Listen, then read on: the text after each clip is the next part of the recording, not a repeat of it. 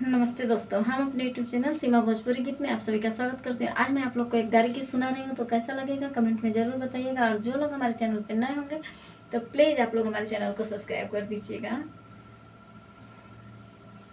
तो तनी सुनला हो, तनी सुनला सामधीरा मत बजैहा। तनी सुनला हो, तनी सुनला सामधीरा मत बजैहा। तनी सुनला तोहर खेतवा गईल चकबंदी में, तोहर दीदी निकल गईली मंडी में। अब तू हो जाई बनसबंदी में। तनी सुनला ओ, तनी सुनला भसुर साले तब जइहा। तनी सुनला ओ, तुहर खेतवा गईल चकबंदी में, तोहर बुआ निकल गईली मंडी में।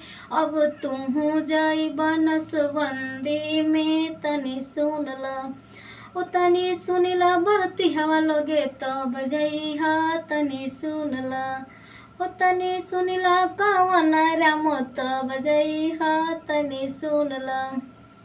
बाय डियर, मिलते हैं अगले वीडियो में।